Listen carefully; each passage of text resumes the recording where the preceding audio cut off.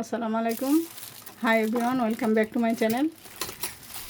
আজকে ঝিঙা দিয়ে ইলিশ মাছ রান্না করব, সেটাই তোমাদের সাথে শেয়ার করব। এই যে মান্নান থেকে ফ্রেশ ঝিঙা নিয়ে আসলাম। এখন ওগুলা সুন্দর করে ছিলে কুটে ধুয়ে নেব।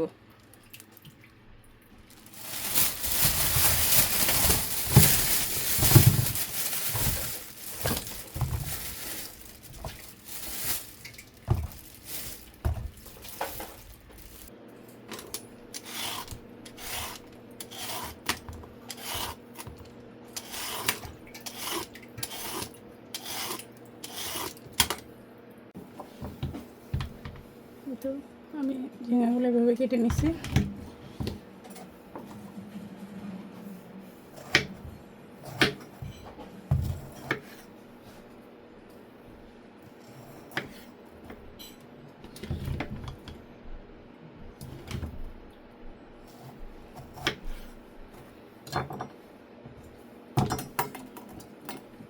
এখন এটা ধুয়ে নিব। মাছটা আমি ধুয়ে নিছি। এখন লবণ, হলুদ আর সামান্য মরিচের গুঁড়া দিয়ে মেখে নিব।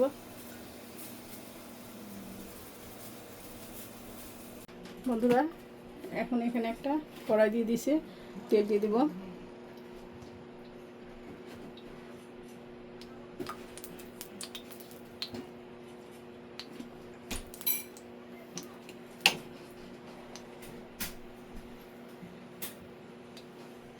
এখানে সামান্য লবণ দিলাম।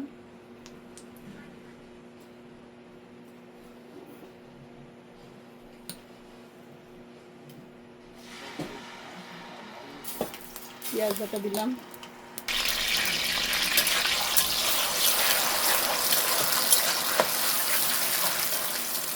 পেঁয়াজ দিলাম, রসুন, সামান্য আদা বাটা দিলাম,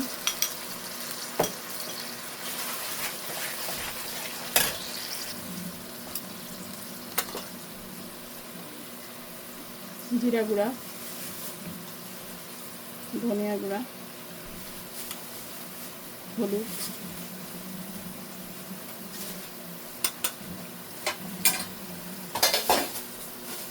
মশলাটা সুন্দর করে কষিয়ে নিব।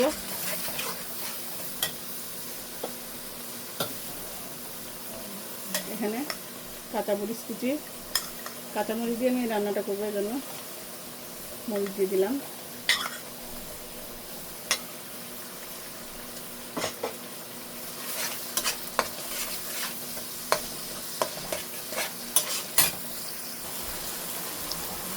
এখন আমি একটু গরম পানি করে রাখছি, সে পানিটা দিলাম।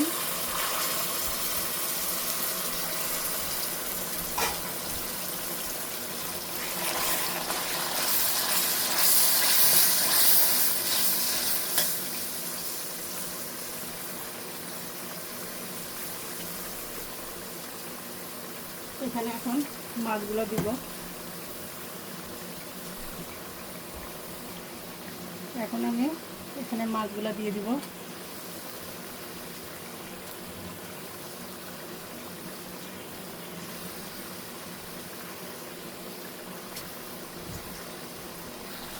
এখন আমি মাছগুলো দিয়েছি, একটু উল্টাই দিব।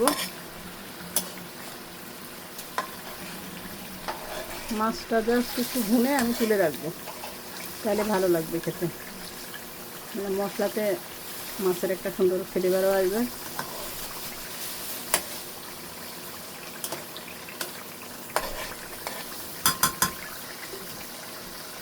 ঢেকে দিব।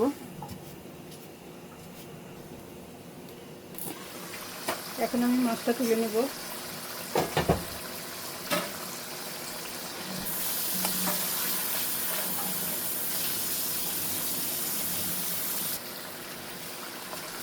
এখন মাছটা তুলে নিলাম।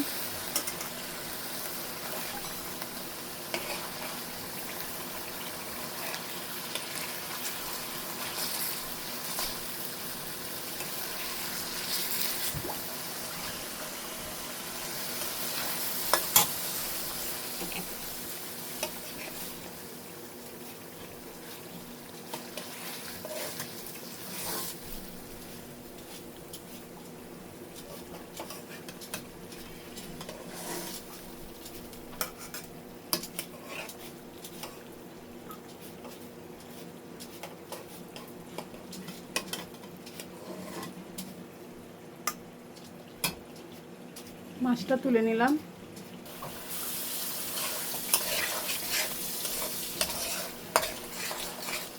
এখন এই মশলাতে আমি ঝিঙাগুলো দিয়ে দিব। এখন আমি ঝিঙাগুলো দিয়ে দেবো।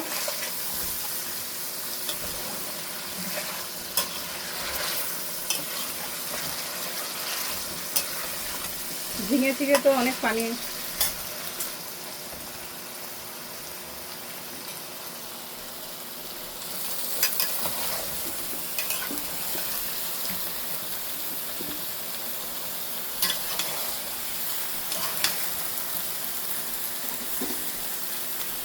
এখানে আমি এখন ঢেকে দেব।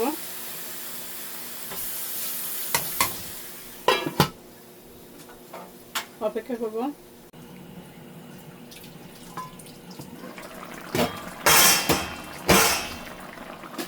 ঝিঙে থেকে অনেক পানি ছেড়ে দিছে। এই দেখো বন্ধুরা, আর পানি দেওয়া লাগবে না তরকারিতে। এত পানিতে থাকে ঝিঙা, পানিতে আর তরকারির ঝোলের পানি দেওয়া লাগবে না। এই যে এখন মাছগুলো আমি দিয়ে দিব। যেহেতু ঝিঙে থেকে অনেক পানি ছেড়ে দিছে, আর পানি দেওয়া লাগবে না।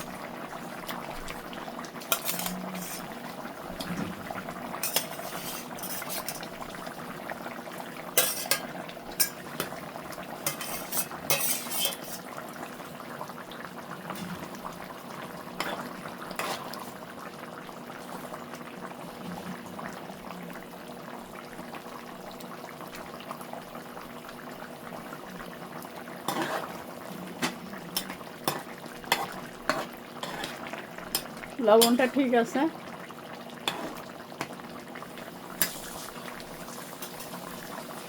এখন আর ঢেকে দিব না, যেহেতু অনেক পানি। এভাবে হাই ফ্লেমে আমি আরও কিছুক্ষণ জাল করে নিব।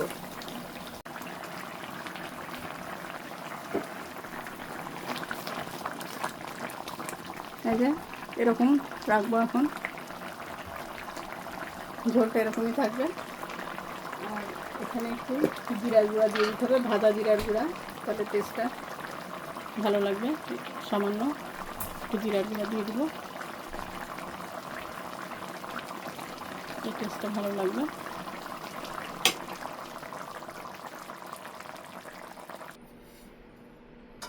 এই তো বন্ধুরা, আমার রান্নাটা শেষ হলো। ঝিঙে দিয়ে ইলিশ মাছ রান্না। আমাকে কমেন্টে জানাবে তোমরা কেমন হলো। আর আমার ভিডিওটি ভালো লাগলে লাইক, কমেন্ট, সাবস্ক্রাইব করবে। আজকে এ পর্যন্ত। আল্লাহ হাফেজ।